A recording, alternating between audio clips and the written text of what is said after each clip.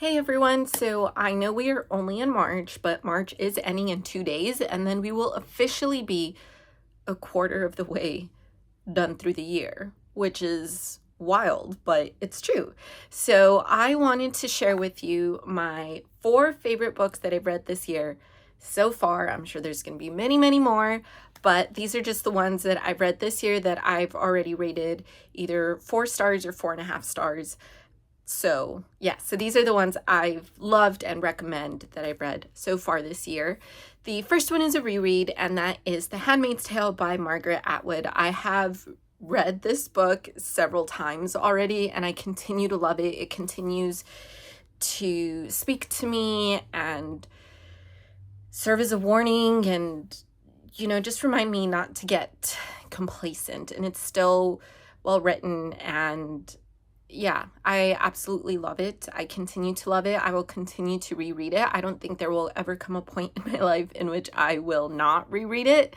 I don't have a copy of it here, but I do have a copy of it back home in Texas, and I really want to gift it to my sister-in-law. So I'm kind of thinking of passing that forward onto her, and hopefully she likes it, and she's just starting to get back into reading again.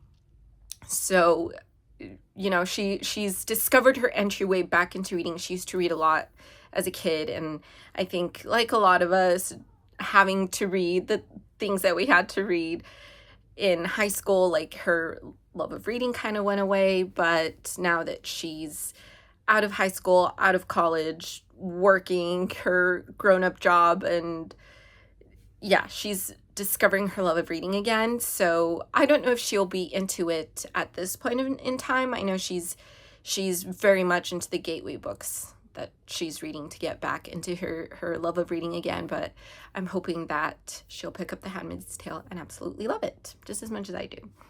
The next book is More Than Enough by Elaine Welteroth, and it is part memoir. It's mainly her memoir, but there are some kind of self-help things in there, which, self-help isn't really my thing, but I say self-help because it helped me in the sense that I had been stuck in my job that I would have celebrated 5 years of being in that job in May, and there were some things as I was reading her book that just really spoke to me, like little anecdotes that she wrote, and they just really spoke to me, and I was like, you're right, I really just need to go through with it, because I knew I needed to leave that place, but I kept finding reasons to stay, and that reading that book kind of just helped me be like, you know what, let's channel all this rage that I feel about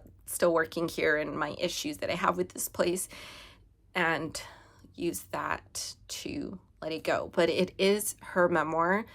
Elaine was made the youngest editor-in-chief of Teen Vogue back in 2015 or 2016. I don't remember exactly when. And she was the first Black beauty editor of Glamour magazine before that. So I thought it was a really wonderful memoir.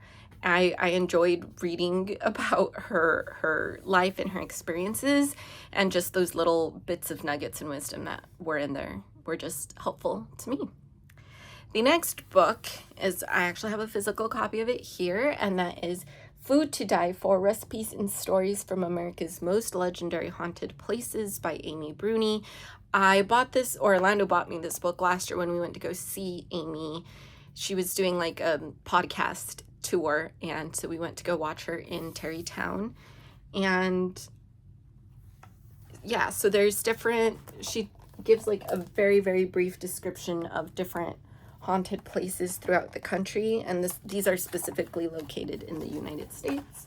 So different haunted places throughout the country, and then it's followed by a recipe that is either directly from there or inspired by there. So this one is inspired by the Conjuring House, and it's old-fashioned Yankee pot roast, and this is a family recipe Carolyn Perron would prepare for her family when they were living in Harrisville, Rhode Island. According to her, this recipe will feed a family of 7, even though there may well have been other people at the table with them that they couldn't see.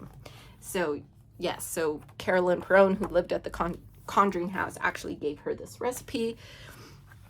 And there's other recipes that are just inspired by the locations mentioned in here. But I thought it was really interesting. Just, again, it's a quick introduction to these different places. So it's really fascinating. And yeah, I really enjoyed reading it. I love to cook. Not every recipe in here is meant to be delicious. So if you want a book where like every single recipe is delicious, this is probably not the cookbook for you. So just keep in mind, these are recipes from haunted places, so they're not always going to be good. Just so if you're like a cookbook purist, just letting you know. The last book, which is my highest rated book of the year so far at 4.5 stars, is Brightly Shining by Ingvild Rishoy. Absolutely loved it. So heartbreaking. It's short. It's under 200 pages. You could read it so easily, so quickly. And it's a modern retelling of The Little Match Girl. So if that's all you need to know, and it's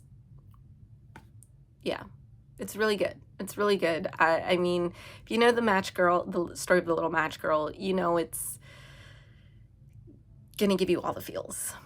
But I really, really liked it. I enjoyed the storytelling, the innocence of the child narrator, but she wasn't like annoying the way some child narrators can be. And this is definitely not a book for children.